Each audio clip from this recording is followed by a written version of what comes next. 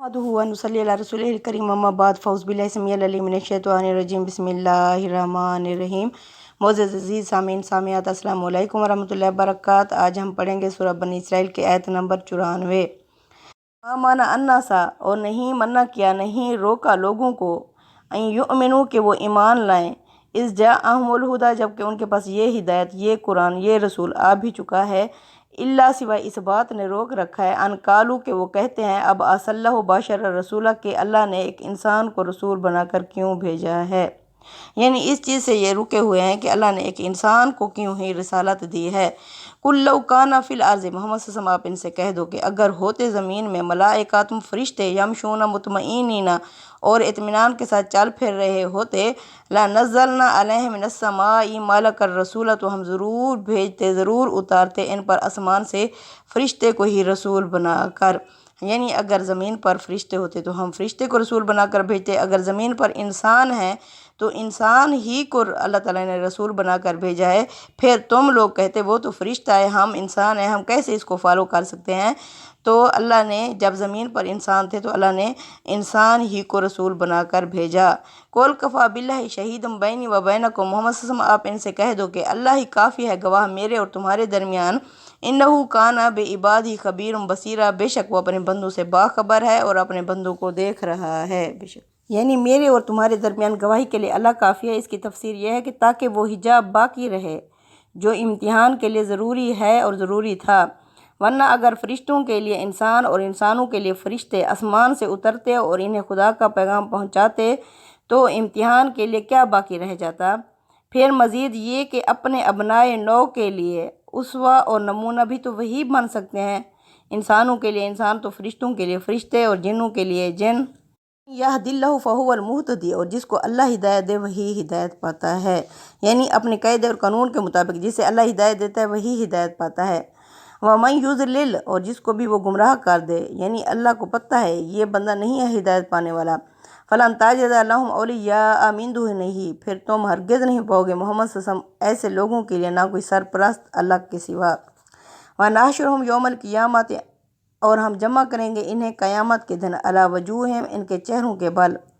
عمیٌ اندھا بنا کر، وبکم اور گونگا بنا کر، وصم اور بہرا بنا کر، مأواہم جہنم ان کا ٹھکانہ جہنم ہوگا، کلما خبت زدناہم سعیرا، جب بھی جہنم کی آگ بجھنے لگے گی تو ہم اسے دوبارہ بھڑکا دیں گے، یعنی اللہ فرماتے ہیں وہ دنیا میں اندھے بہرے اور گونگے بنے رہے اللہ کی ہدایت سے، تو اللہ تعالیٰ ایسے لوگوں کو آخرت میں بھی اندھا اٹھائے گا، کیونکہ دنیا میں وہ اللہ فرماتے ہیں اللہ قیامت کے دن ایسے لوگوں کو اندھا اٹھائے گا، وہ کہے گا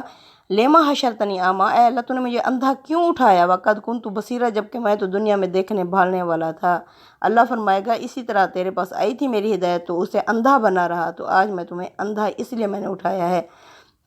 تو اللہ فرماتے ہیں جہنم کی آگ ان کے لیے، انہیں بھڑکتی ہوئی آگ میں ڈالا جائے گا، کس لیے؟ ذالک جزاؤہم، یہ ان کا بدلہ ہوگا، بانہم کافروا بآیاتنا، اس وجہ سے کیونکہ انہوں نے کفر کیا ہماری آیات کے ساتھ، وقالوا اور یہ کہتے رہے اذا کنا عظاما، کیا جب ہم ہو جائیں گے ہڈیاں، ورفاتا اور ریزہ ریزہ، انا لمبعوثون خلقا جدیدا، کیا ہم پھر نئے سرے سے اٹھائے جائیں گے؟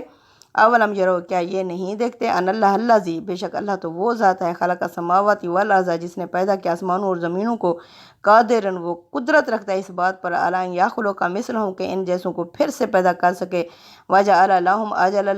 لا ریب فیہ، اور اس نے ان کے لیے ایک وقت مقرر کر رکھا ہے، لا ریب فیہ جس کے آنے میں کوئی شک ہی نہیں، فأبى الظالمون الا کفورا، پس انکار کر دیتے ہیں یہ ظالم، یہ مشرک، مگر ناشکری کرتے ہوئے، یعنی اللہ فرماتے ہیں یہ کہتے ہیں کیا ہم ریزہ ریزہ ہو جائیں گے تو پھر اٹھائے جائیں گے؟ کیا ان اندھوں کو یہ نظر نہیں آتا کہ وہ ذات جس نے آسمانوں اور زمینوں کو پیدا کیا، کیا وہ اس بات پر قادر نہیں ہے کہ پھر سے پیدا کر سکے؟ ایک دفعہ تو اس نے ساری دھرتی کو بنایا ہے، پھر سے پیدا کرنا کیا مشکل ہے؟ اللہ فرماتے ہیں اصل میں کیا ہے، ایک وقت مقرر ہے جس کے آنے میں یہ لوگ شک کر رہے ہیں، لیکن شک کی گنجائش ہی نہیں ہے، وہ گھڑی آ کر رہے گی۔ قل کہہ دیجئے لو انتم تملکون خزائن، اگر تم اختیار رکھتے ہوتے، تمہاری ملکیت ہوتی، خزائن خزانوں پر، رحمت ربی میرے رب کے رحمت کے خزانوں پر، یہ کیا ہے؟ رسالت، نبوت، یہ اللہ کی رحمتیں ہیں۔ اللہ فرماتے ہیں ان سے کہو کہ اس رحمت پر، اللہ کی جو رسالت، اللہ اپنے نبیوں کو چن لیتا ہے اپنے بندوں میں سے اپنے رسالت کے لیے، تو اگر تمہارے ملکیت میں ہوتی خزائن رحمت ربی، میرے رب کے رحمت کا خزانے، اذل امسکتم خشیۃ الانفاق، تو تم انہیں روک لیتے اپنے پاس خرچ ہونے کے ڈر سے۔ وکان الانسان قتورا، کیونکہ انسان ہے ہی دل کا تنگ۔ یعنی کہ مطلب یہ ہے کہ اگر تم تنگ دل ہو تو تم اللہ کو اپنے جیسا کیوں گمان کر رہے ہو؟ اگر یہ رسالت تمہارے ہاتھ میں ہوتی تو تم کبھی بھی بنو اسماعیل میں نہ دیتے، کیونکہ اللہ فرماتے ہیں انسان کے ہاتھ میں جو کچھ ہوتا ہے، دنیا کی دولت ہوتی ہے، تو وہ یہ دینا گوارا نہیں کرتا، تو یہ رسالت، یہ تو بہت بڑا منصب ہے، یہ تم اسے اپنے ہی پاس اپنے لوگوں میں ہی دیتے اور تم کبھی بھی بنو اسماعیل میں اس کو نہ دیتے، کیونکہ انسان ہے ہی دل کا تنگ۔ وَلَقَدْ آتَيْنَا مُوسَىٰ 9 آیَاتٍ بَيِّنَاتٍ، تم نشانیاں مانگتے ہو تو سن لو، یقیناً ہم نے دی تھی موسیٰ کو 9 آیات نشانیاں بینات واضح۔ فَاسْأَلْ بنی اسرائیل، محمد صلی اللہ علیہ وسلم پوچھ کے دیکھو ان بنی اسرائیل کے لوگوں سے، اذ جاءہم، جب آ گئیں ان کے پاس، ان کے یعنی آبا و اجداد کے پاس، بنی اسرائیل کے جو اب اس وقت موجود تھے، تو ان کے آبا و اجداد کے پاس جب وہ نشانیاں آئیں، فقال لہ فرعون، تو کہا ان سے حضرت موسیٰ علیہ السلام سے فرعون نے، انی لاظنک یا موسیٰ، اے موسیٰ میں تمہیں نہیں گمان کرتا، نہیں سمجھتا، مسحورا، مگر یہ کہ سحر زدہ انسان سمجھتا ہوں کہ جس پر جادو کر دیا گیا ہو۔ اب یہ کفار قریش اور یہ یہودی آپس میں ان کا گٹھ جوڑ ہو گیا تھا، یہ اللہ کے رسول صلی اللہ علیہ وسلم کے بارے میں ایسی ہی باتیں کر رہے تھے، تو یہ نشانیاں مانگ رہے تھے کہ محمد صلی اللہ علیہ وسلم کیوں کوئی نشانیاں نہیں لاتے۔ اللہ فرماتے ہیں ان سے پوچھو کیا تمہارے آبا و اجداد نے انہیں تسلیم کر لیا تھا؟ انہوں نے تو یہی کہا تھا کہ موسیٰ تو نہیں ہے مگر ایک سحر زدہ انسان ہے۔ قَالَ لَقَدْ عَلِمْتَ، کہا حضرت موسیٰ علیہ السلام نے کہا تھا، مَا أَنزَلَ هَؤُلَاءِ، نہیں نازل کیا ان نشانیوں کو، إِلَّا رَبُّ السَّمَاوَاتِ وَالْأَرْضِ، مگر اس نے جو رب ہے آسمانوں اور زمینوں کا، بَصَائِرَ، اپنی بصیرت، اپنی روشنی کی بنا پر، وَإِنِّي لَأَظُنُّكَ يَا فِرْعَوْنُ مَثْبُورًا، مگر میں تمہیں گمان کرتا ہوں اے فرعون، ایک شامت زدہ انسان، میں تمہیں دیکھتا ہوں کہ اے ہلاکت زدہ آدمی ہو تم۔ فَأَرَادَ أَن يَسْتَفِزَّهُمْ، پس اس نے، فرعون نے ارادہ کیا کہ یہ انہیں اس سرزمین سے اکھیڑ پھینکے۔ فَأَغْرَقْنَاهُ، پس ہم نے اسے غرق کر ڈالا، وَمَن مَّعَهُ، اور جمیعاً، اور اس کے سارے ساتھیوں کو۔ یعنی فرعون نے چالیں چلیں حضرت موسیٰ علیہ السلام کے خلاف، تو اللہ نے فرمایا جس طرح تم چالیں چل رہے ہو محمد صلی اللہ علیہ وسلم کے خلاف، تو کیا تھا وہی فرعون جو چالیں چل رہا تھا وہی ڈوب گیا اپنے ساتھیوں سمیت، اسی طرح تم ہی ڈوبو گے محمد صلی اللہ علیہ وسلم کے خلاف جو تم چالیں چل رہے ہو۔ وَقُلْنَا مِن بَعْدِهِ، اور اس کے بعد ہم نے کہہ دیا بنی اسرائیل اسکنوا، بنی اسرائیل سے کہ تم رہو الارض، زمین میں، فَإِذَا جَاءَ وَعْدُ الْآخِرَةِ جِئْنَا بِكُمْ لَفِيفًا، جب آ جائے گا آخرت کا وعدہ تو ہم تم سب کو لپیٹ کر لے آئیں گے۔ یعنی کہ اس وقت اللہ تعالیٰ نے بنی اسرائیل کو سرفراز کیا تھا، انہیں فرعون سے نجات دی تھی، یہ ان کو جو ملی ہوئی تھی عارضی کامیابی، اور پھر یہ کفار قریش کو جو لیڈرشپ ملی ہوئی تھی، جو اللہ تعالیٰ نے انہیں امارات دی ہوئی تھی، یہ اس پر پھولے نہیں سما رہے تھے۔ یہ قرآن نے اپنے اسلوب کے مطابق ساتھ ہی آخرت کی یاد دہانی کر دی کہ اس وقت جو کامیابی تمہیں حاصل ہے اس کی خوشی میں اسے بھول نہ جانا، اس لیے کہ اصلی کامیابی تو آخرت ہی کی کامیابی ہے۔ اس وقت جب وہ وعدہ آئے گا تو ہم تمہیں لپیٹ کر لے آئیں گے۔ وَبِالْحَقِّ أَنزَلْنَاهُ، وَبِالْحَقِّ نَزَلَ، ہم نے اس قرآن کو حق کے ساتھ نازل کیا اور ہم حق ہی نازل کیا کرتے ہیں۔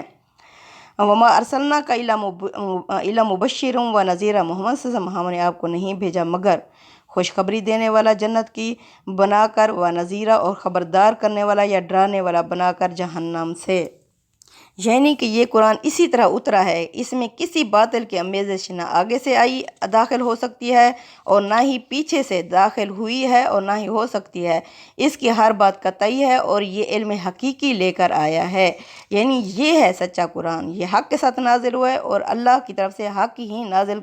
ہوا کرتا ہے۔ آپ کی ڈیوٹی محمد صلی اللہ علیہ وسلم کیا ہے؟ آپ خوشخبری دینے والے اور ڈرانے والے بنا کر بھیجے گئے ہیں۔ وَقُرْآنًا فَرَقْنَهُ، اور یہ جو قرآن ہم نے نازل کیا تھوڑا تھوڑا کر کے، لِتَقْرَأَهُ عَلَى النَّاسِ، تاکہ تم پڑھ کر سناؤ لوگوں کو، عَلَى مُقْسِمٍ، موقع بموقع، وَنَزَّلْنَاهُ تَنزِيلًا، اس طرح ہم نے اسے تھوڑا تھوڑا کر کے ٹھہر ٹھہر کے نازل کیا۔ انہیں یہ بھی اعتراض تھا کہ محمد صلی اللہ علیہ وسلم یہ قرآن یک مشت کیوں نہیں لائے اور کتابی شکل میں کیوں نہیں لائے؟ یہ کیوں خود سے یہ کہتے تھے یہ بنا کے آتے ہیں، پھر اس سوال کا جواب دے دیتے ہیں جو ہم نے پوچھا ہوا ہوتا ہے، تو کیوں نہیں یہ ایک ہی دفعہ میں لے آئے؟ اللہ فرماتے ہیں یہ اس لیے تاکہ آپ لوگ اس پر عمل کرو اور اسے سمجھو، اس لیے تھوڑا تھوڑا اور موقع بر موقع ہم نے اسے نازل کیا۔ قل محمد صلی اللہ علیہ وسلم، آپ ان سے کہہ دو، آمنوا بہ او لا تؤمنوا، چاہے تم اس پر ایمان لاؤ چاہے تم اسے نہ مانو۔ ان الذین اوتوا العلم، بے شک وہ لوگ جنہیں علم دیا گیا تھا، من قبل ہی، اس سے پہلے، یعنی عیسائیوں میں سے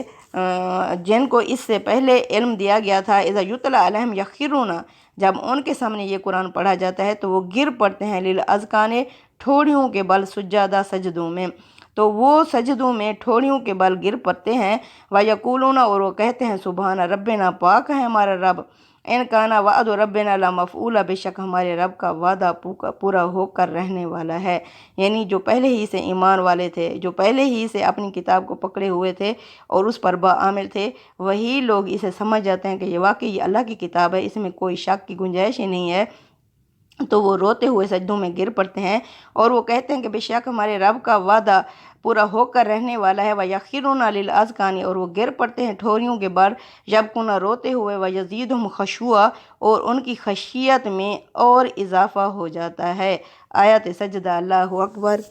اللہ اکبر، کیونکہ وہ حق کو پہچان لیتے ہیں اس لیے وہ اپنے رب کے سامنے سجدوں میں گر پڑتے ہیں اور ان کی عاجزی میں اور اضافہ ہو جاتا ہے۔ قُلِ ادعوا اللَّهَ أَوِ ادعوا الرَّحْمَٰنَ، کہہ دیجئے محمد صلی اللہ علیہ وسلم کہ اللہ کہہ کر پکارو یا رحمان کہہ کر پکارو، ایہما تدعو، جس بھی نام سے تم پکارو گے، فَلَهُ الْأَسْمَاءُ الْحُسْنَىٰ، تمام اچھے اچھے نام اسی کے ہیں۔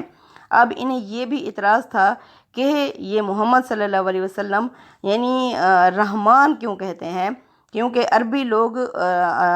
اللہ اور رحمان دونوں سے واقف تھے، لیکن جو یہودیوں میں رحمان تھا وہ بہت زیادہ معروف نام تھا، تو یہ کہتے تھے کہ محمد صلی اللہ علیہ وسلم جن سے سیکھ کے آتے ہیں وہ تو رحمان کے یعنی قائل ہیں، تو یہ زیادہ تر رحمان کا کیا مقصد ہے؟ تو اللہ فرماتے ہیں جس بھی نام سے اللہ کو پکارو گے، چاہے تم اللہ کہو چاہے رحمان کہو، جس بھی نام سے پکارو گے سارے اچھے اچھے نام اسی کے ہیں۔ وَلَا تَجْهَرْ بِصَلَاتِكَ، محمد صلی اللہ علیہ وسلم آپ مت اونچی پڑھیں اپنی نماز اونچی آواز میں، وَلَا تُخَافِتْ بِهَا، نہ ہی بالکل دل میں پڑھیں، وَابْتَغِ بَيْنَ ذَلِكَ سَبِيلًا، ان دونوں کا درمیانی راستہ اختیار کر لیں۔ یہ کیا تھی؟ تہجد کی نماز تھی۔ پیچھے اللہ نے فرمایا تہجد کی نماز آپ صلی اللہ علیہ وسلم پر فرض تھی، 5 نمازوں کے علاوہ یہ 6ٹھی نماز آپ صلی اللہ علیہ وسلم کے اوپر فرض تھی، تو بِصَلَاتِكَ یہ آپ صلی اللہ علیہ وسلم کا صیغہ ہے، یعنی آپ صلی اللہ علیہ وسلم کو اللہ مخاطب کر کے فرما رہے ہیں، یعنی کہ تہجد نماز جس کا حکم خاص نبی کریم صلی اللہ علیہ وسلم کے لیے اوپر بیان ہو چکا ہے۔ آیت میں صلاتِکَ کا لفظ اسی لحاظ سے آیا ہے، عام نمازوں سے اس حکم کا کوئی تعلق نہیں ہے، ان کے لیے چاہے اونچی آواز ہو چاہے آہستہ ہو کا طریقہ معروف ہے۔ روایتوں سے معلوم ہوتا ہے کہ صحابہ میں سے جو لوگ اس نماز تہجد کا اہتمام کرتے تھے، رسول اللہ صلی اللہ علیہ وسلم نے اس کے بعد ان کو بھی اسی طریقے کا پابند کیا۔ تہجد کی نماز کے لیے اگر غور کیجئے تو یہی طریقہ ہر لحاظ سے موزوں بھی ہے۔ وَقُلِ الْحَمْدُ لِلَّهِ الَّذِي لَمْ يَتَّخِذْ وَلَدًا، اور کہہ دو محمد صلی اللہ علیہ وسلم کہ تمام تعریفیں، تمام شکر، تمام ثنا اس ذات کے لیے ہے، الَّذِي لَمْ يَتَّخِذْ وَلَدًا، جس نے کسی کو بھی اپنی اولاد نہیں بنایا، وَلَمْ يَكُن لَهُ شَرِيكٌ فِي الْمُلْكِ، اور نہ ہی اس کی کوئی شرکت ہے، کسی کی شرکت ہے اس کی بادشاہت میں، وَلَمْ يَكُن لَهُ وَلِيٌّ مِّنَ الذُّلِّ، نہ ہی کمزوری کی وجہ سے اس کا کوئی ولی وارث ہے، وَكَبِّرْهُ تَكْبِيرًا، اور اس کی بہت زیادہ بڑائی بیان کرو، یعنی کہ تم اسی خوبصورت طریقے سے نماز کا اہتمام جاری رکھو اور اعلان کر دو کہ شکر اللہ ہی کے لیے ہے جو نہ اولاد رکھتا ہے، نہ اس کی بادشاہی میں اس کا کوئی شریک ہے، نہ اس کو کوئی ذلت کے وقت کسی مددگار کی ضرورت ہے، اور تم اس کی بڑائی بیان کرو جس طرح کہ اس کی بڑائی بیان کرنے کا حق ہے۔ صدق اللہ العظیم۔ تقبل منا انک انت السمیع العلیم وتب علینا انک انت التواب الرحیم، وصلی اللہ تعالی علی خیر خلق محمد وعلی آلہ وصحبہ اجمعین، آمین۔